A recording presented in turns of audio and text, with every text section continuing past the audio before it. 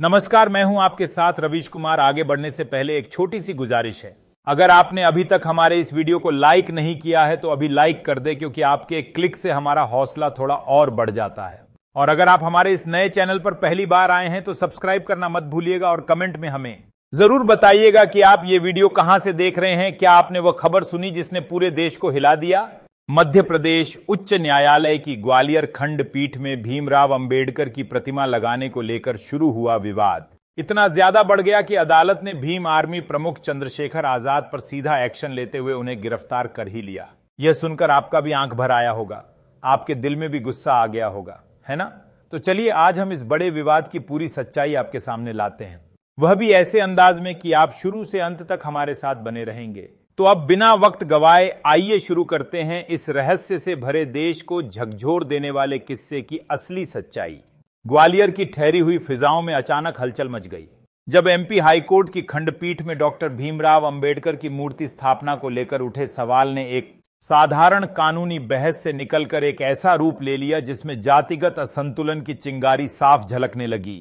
दरअसल 2 दिन पहले भीम आर्मी ने अपने राष्ट्रीय अध्यक्ष चंद्रशेखर आजाद के नेतृत्व में हाई कोर्ट परिसर के गेट नंबर 6 के पास डॉक्टर अंबेडकर की मूर्ति स्थापित करने की घोषणा की थी।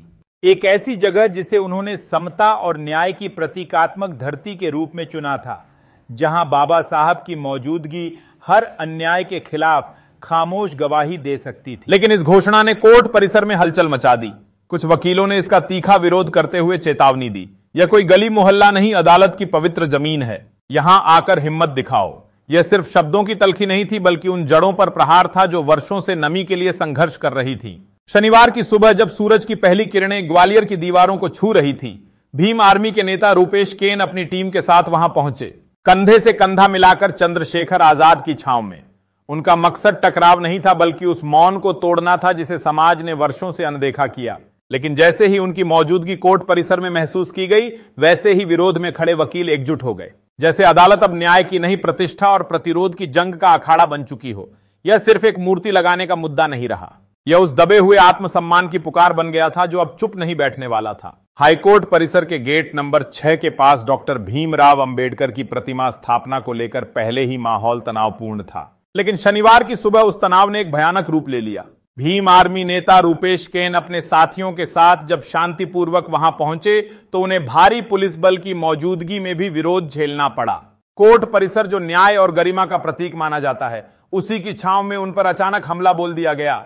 वकीलों के एक समूह ने रूपेश केन और उनके साथियों के साथ न सिर्फ धक्का मुक्की की, बल्कि खुलेआम मारपीट शुरू कर दी। यह दृश्य केवल एक संघर्ष का नहीं, बल्कि संविधान और उसके निर्माता के सम्मान पर आघात का प्रतीक बन गया।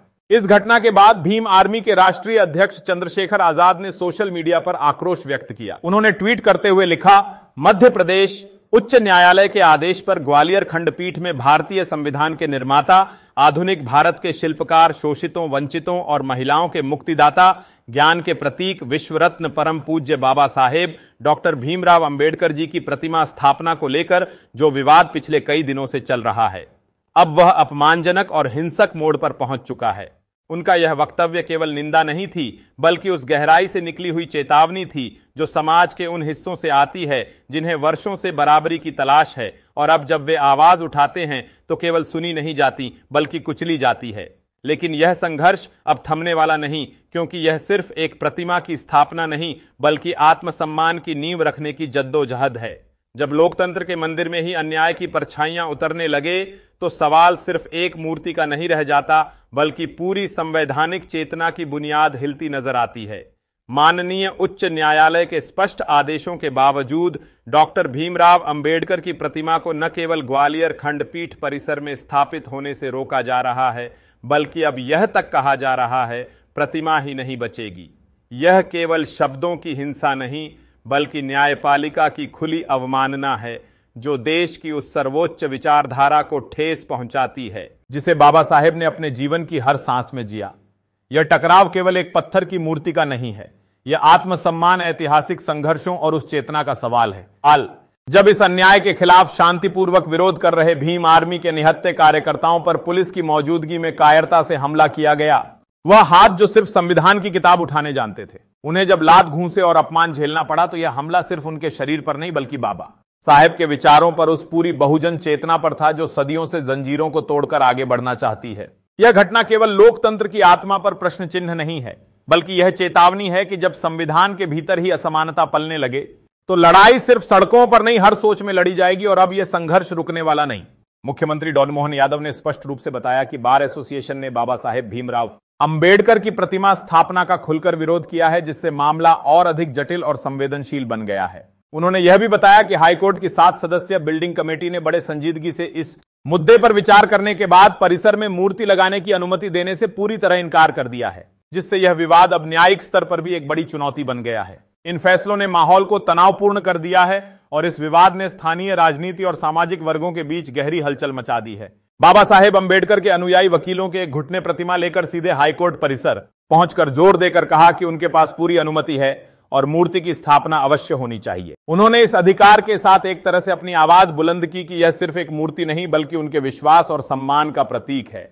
लेकिन जैसे ही ट्रेन के जरिए मूर्ति को स्थापित करने का प्रयास शुरू हुआ, बार एसोसिएशन ने इसे किसी भी कीमत पर स्वीकार नहीं किया। उन्होंने तुरंत विरोध जताते हुए कोर्ट परिसर में हंगामा खड़ा कर दिया, जिससे माहौल एक बार फिर तनावपूर्ण हो गया और स्थिति बिगड़ती चली गई। धर्मेंद्र कुशवाहा ने इस मामले पर साफ कहा कि यहां पहले से ही बाबा साहेब की मूर्ति के लिए चबूतरा बनाया गया था और मूर्ति भी यहां पहुंच चुकी है। लेकिन दुर्भाग्य से कुछ बाहरी लोग और हमारे कुछ साथी जो इस संघर्ष को भड़काना चाहते हैं, वे मूर्ति का विरोध कर रहे हैं। उन्होंने पूरी मजबूती से कहा कि हम पूरी तरह से बाबा साहेब के समर्थन में हैं और यह मूर्ति हमारे सभी भाइयों की है।